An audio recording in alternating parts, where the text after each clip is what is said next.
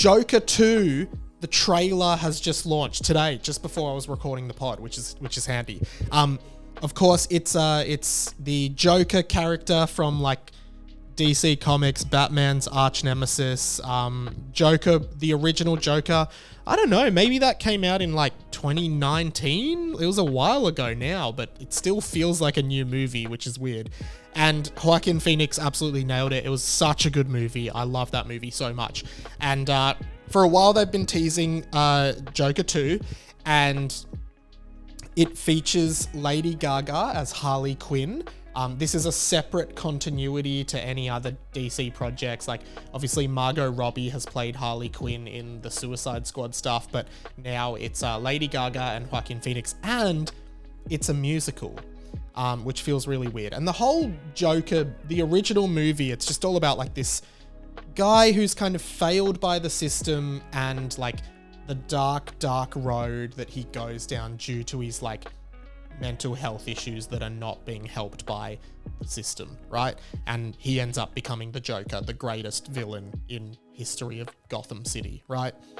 And I feel like it's just such a fascinating story, a fascinating examination of life and our society, and like it ends in an insane way. And now they're doing a musical for the second one, which does feel like, you know, the first one had a lot of surrealism and a lot of, I don't know, like fantastical elements, but like doing an actual musical feels really funny. One thing I noticed is there are a lot of old songs that sound the same. So in the trailer, it kind of, it's playing this song beneath it. And this is an excerpt from the trailer.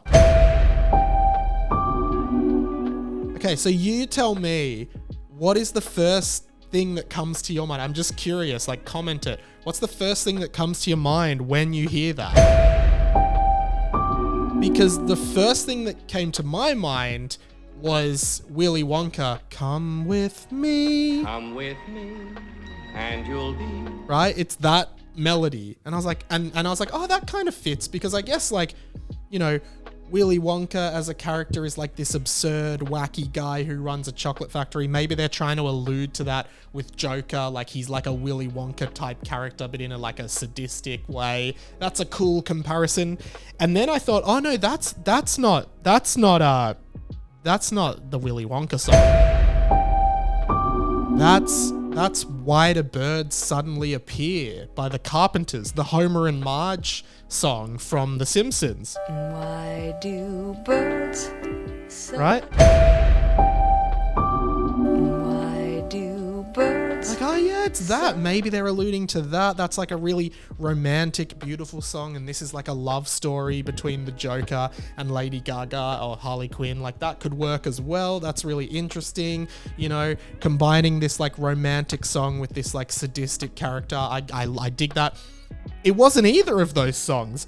It was the other song. It ends up being that other old song, and I for some stupid reason I didn't queue up a sound effect, but it's that one that's like, what the world needs now. That was a great impression by me. Well done. You know that song? What the world needs now. So that was a bit of a detour, but like it took me by surprise. I was a bit surprised. I will be pleasantly surprised if we get this song in the musical aspect. The Joker is me.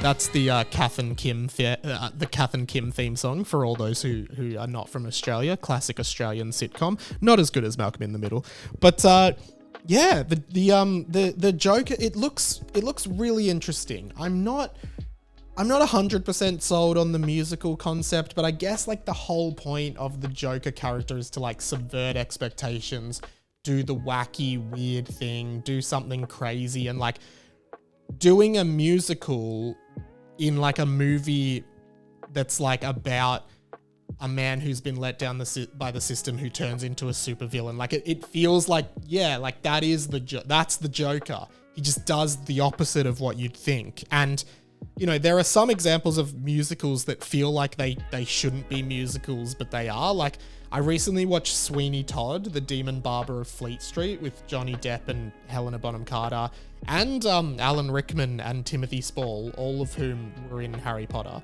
I recently watched that, and that's like a horror musical.